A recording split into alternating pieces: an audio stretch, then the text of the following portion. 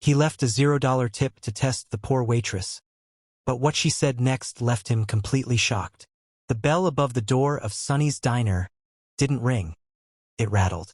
It was a tired sound for a tired place. Inside, the air smelled like burnt coffee and floor wax. Elena wiped table 6 for the 4th time that hour. Her movements were rhythmic, a dance she had learned over 3 years of double shifts. On her hip, 3-year-old Leo shifted his weight. He was heavy, but he was her anchor. In this town, you either had family or you had nothing. Then the sun was blocked out. A man stood in the doorway. He didn't belong here. His suit was the color of a midnight sky, tailored so perfectly it made the rest of the room look like it was falling apart. He didn't look at the people. He looked at the dust on the windows. He looked at the crack in the floor. He looked at Elena as if she were part of the furniture. The diner went quiet. The construction workers at the counter stopped chewing. The old couple in the back stopped whispering. Wealth has a sound, and in this diner it sounded like a warning. Elena felt a chill. She adjusted her blue uniform, tucked a loose strand of hair behind her ear, and tightened her grip on Leo. "Table for one?" she asked. Her voice was steady, even if her heart wasn't. The man didn't answer immediately. He pulled out a silk handkerchief and wiped the seat of the corner booth before sitting down. He placed a phone on the table that cost more than Elena's car. "Black coffee," he said. His voice was cold, like a stone dropped in a well. "And the steak, medium rare, if you can manage that." Elena nodded. "Coming right up, sir." As she walked away, she could feel his eyes on her back. Not looking at her beauty, but looking for a mistake. The kitchen was a furnace. Elena set Leo down on a high stool near the prep station. "Stay here, baby," she whispered, handing him a dull pencil and a stack of yellowed receipts. "Be a ghost. If the manager sees you, he'll send us both home." Leo nodded. He was a quiet child, shaped by the silence of rooms he wasn't supposed to be in. He began to draw circles, perfect, endless circles. Elena returned to the floor. The millionaire was watching her. He watched her balance 4 plates for a group of truckers. He watched her refill a water glass for an old man who didn't even ask. He watched her stumble once, catch herself, and keep smiling. The steak was ready. Elena carried it out, the sizzle filling the quiet room. She placed it in front of him with the precision of a clockmaker. "Anything else, sir?" The man looked at the steak. Then he looked at Leo, who had wandered an inch too far from the counter. "Is that child yours?" the man asked. "Yes, sir. He's learning his numbers," Elena lied, her voice trembling just a fraction. "This is a place of business," the man said, cutting into his meat. "Not a daycare." Elena felt the sting in her cheeks. She wanted to tell him that the daycare closed at noon because they didn't have funding. She wanted to tell him that her mother was too sick to watch him. But she didn't. "I apologize for the intrusion, sir. I'll make sure he stays back." She spent the next 20 minutes in a blur of motion. Every time she passed his table, she checked his coffee. She brought him extra napkins before he could ask. She was perfect. She had to be. The man finished his meal. He didn't leave a crumb.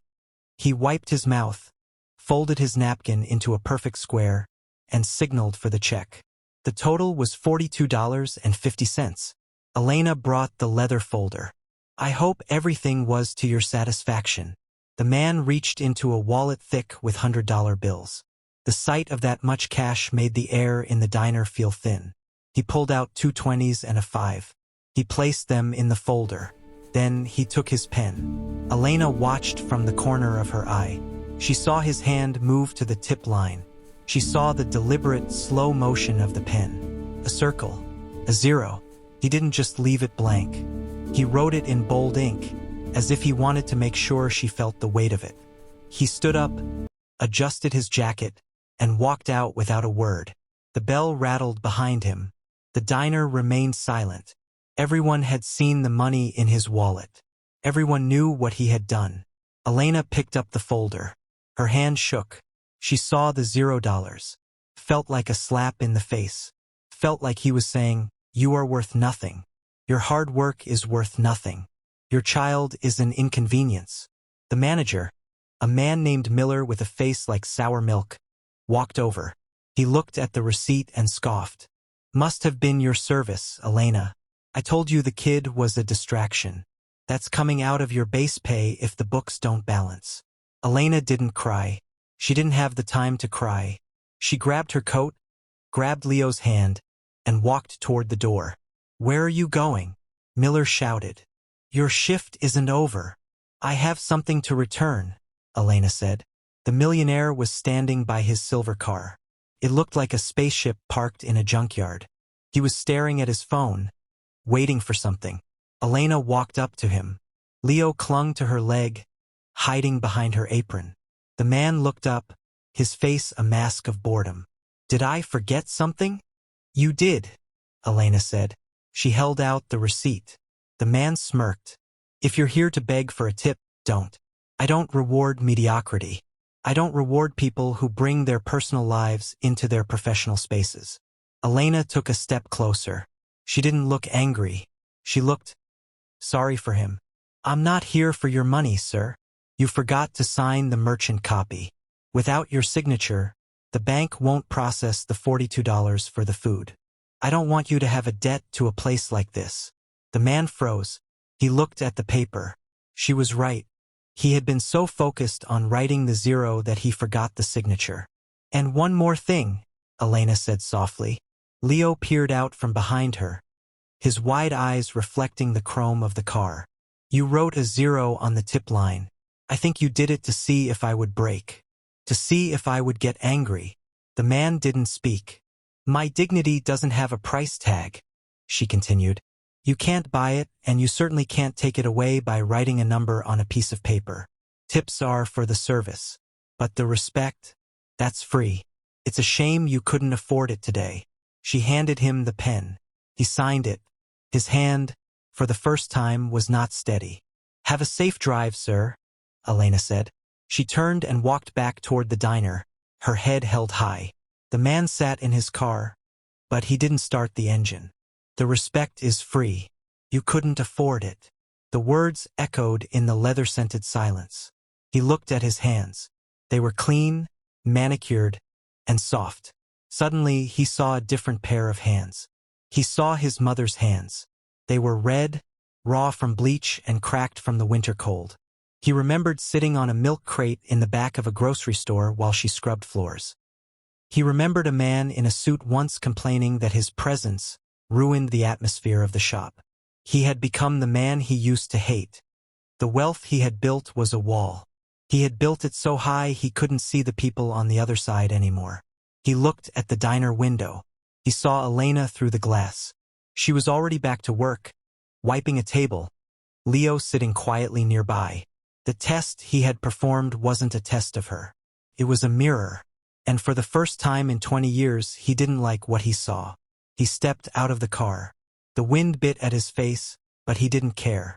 He walked back into the rattle of the bell. Elena saw him coming.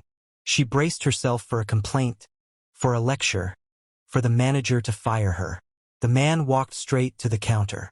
He didn't look at the manager. He looked at Leo. He pulled a thick, white envelope from his breast pocket. It wasn't just a few bills. It was a package. He laid it on the counter. I made a mistake, the man said. His voice wasn't cold anymore. It was thick with something that sounded like shame. Elena looked at the envelope. I told you, I don't want your money. It's not a tip, the man said. It's an investment. In him. He pointed to Leo. And in the woman who is teaching him that his value doesn't come from a wallet. He leaned in closer. Inside is enough for his school. Enough for you to take a breath. My mother never got an envelope like this. She just got the zeros. I'd like to think I'm finally paying her back by giving this to you. He didn't wait for her to thank him. He didn't want the gratitude. He didn't deserve it yet. He walked out. The diner was silent again, but the heavy feeling was gone. Elena opened the envelope. There was a note inside. It said, "Thank you for reminding me who I used to be." The manager walked over, his eyes wide at the stacks of cash. Elena, I didn't mean what I said earlier. You're our best worker. Elena looked at the manager, then at the money, then at her son. She smiled. A real smile, one that reached her eyes. "I know I am Miller," she said. "And that's why I'm putting in my 2 weeks' notice. Leo and I have some studying to do." As the sun began to set over the small town, the silver car was long gone. But in a small diner with cracked tiles and burnt coffee, a zero had finally been turned into something that actually counted.